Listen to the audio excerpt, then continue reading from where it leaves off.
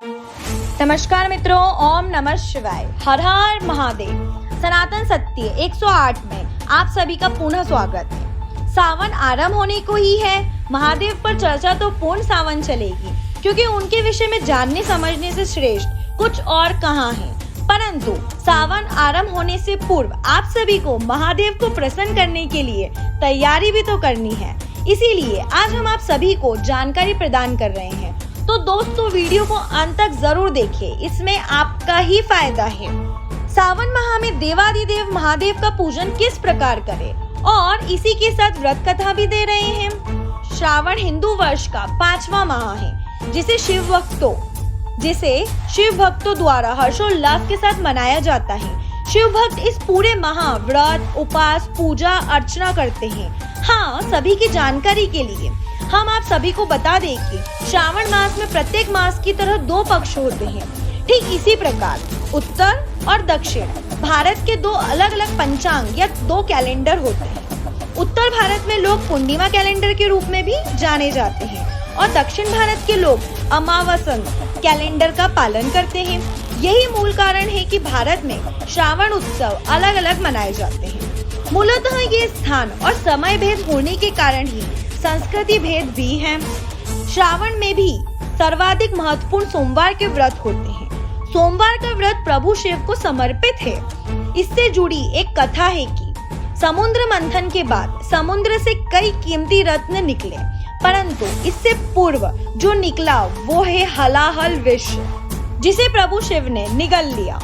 अपने पति की रक्षा करने के लिए उनकी पत्नी माँ पार्वती ने विष को उनके शरीर में प्रवेश करने से रोकने के लिए तुरंत ही उनकी गर्दन को पकड़ लिया, जिसके परिणाम स्वरूप शिव का कंठ नीला हो गया और उन्हें मोनिकर, नीलकंठ, नीले गले वाला नाम मिला।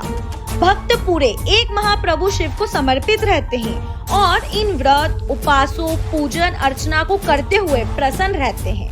मान्यता के अनुसार श्रावण सोमवार के व्रत के बहुत ही से लाभ जो भक्त अपने वैवाहिक जीवन में समस्याओं का सामना कर रहे हैं या जिनके विवाह में विलंब हो रहा है, वे सोमवार का व्रत कर सकते हैं। सामान्यतः ये व्रत अधिकतर महिलाएं सुयोग्य वर पाने के लिए करती हैं। ऐसा माना जाता है कि 16 सोमवार व्रत अर्थात 16 सोमवार के उपवास और पूजन पठन करने से शिव प्रसन्न होते हैं और वह अपने भक्तों को समृद्धि और खुशी का आशीर्वाद देते हैं। अगर और मान्यताओं के विषय में जानकारी ले तो यह भी कहा जाता है कि माँ पार्वती ने शिव से विवाह करने के लिए 16 सोमवार का व्रत रखा था। इस उपवास अवधि के मध्य किसी भी प्रकार की नकारात्मक ऊर्जा से दूर रहने की आवश्यकता होती और साथ ही शुभ कर्म करने आवश्यक होते हैं। किंतु हिंदू संस्कृति में इस तरह की बहुत सी मान्यताएं हैं और धार्मिक रूप से इस अनुष्ठान का पालन करने वाले भक्त को देखना भी स्वयं में एक दिव्य अनुभव ही होता है। चलिए अब हम आप सभी को श्रावण में प्रभु शिव की पूजा करने की पूर्ण पूजन विधि से भी अवगत करा देते हैं। श्रावण के सोमवार को भक्तों को सूर्योदय से सूर्यास्त तक उपवास रखना चाहिए। ध्यान रहे, आप दूधाभिषेक कर सकते हैं, लेकिन उपवास करने वाले भक्तों को दूध नहीं पीना चाहिए और दूधाभिषेक भी गोदूध से ही करें। श्रावण मास में मदिरा पान और मांसाहारी भोजन नहीं करना चाहिए। भक्तों के लिए बैंगन खाना भी वर्जित ही है, क्योंकि पुराणों के अनुसार बैंगन को अशुद्ध माना जाता है। भक्तों को भगवान शिव के पूजन के बाद सोमवार व्रत कथा सुननी चाहिए। श्रावण मास में कम से कम सोमवार के दिन भक्तों को अवश्य ही ब्रह्म मुहूर्त में उठना चाहिए। शिवाभिषेक करते समय हल्दी का प्रयोग कदापि ना करें। घर में सकारात्मक ऊर्जा फैलाने के लिए नियमित रूप से गंगा जल छिड़कना चाहिए। माँ पार्वती और भगवान नंदी को भी दूध अर्पित करें। भगवान शिव को पूजन में बेलपत्र धतूरा, भांग, चंदन, अक्षत, चावल अर्पित करें। श्रावण मास में भक्तों को संयम का अभ्यास करना चाहिए और साथ ही ब्रह्मचर्य के नियम का पालन करना चाहिए।